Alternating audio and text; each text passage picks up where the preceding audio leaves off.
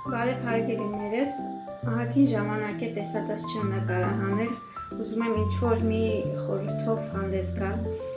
գիտեմ, որ նոր տարի է, բոլորդ էլ պատրաստելու եք խմորեղեններ, այսօր ուզում եմ ներկայացնեմ գլանակի տրոպիչկայի պատրաստման գործընթացը։ Նախ բացում ենք շերտավոր խմորը, ապա հեռացնում ենք եզրերը, այսպիսի սուր դանակ է հարկավոր,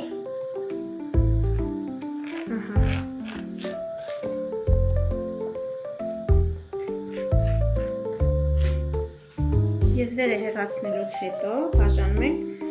այսպիսի շերտերի։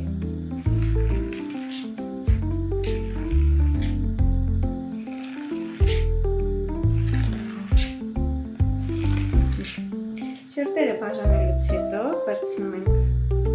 շերտերից մեկը,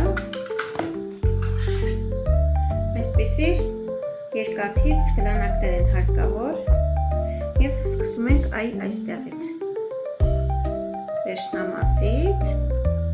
թեքվում ենք փաթաթելով իրար վրա, այսպես փաթաթելով, որպեսզի ոչ մի դեպքում չբացի խմորը, այսպես իրար վրա բերելով սարքում ենք մեր հրաշագեղ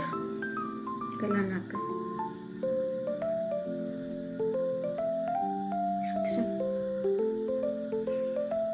Ուսով եմ օգտագործել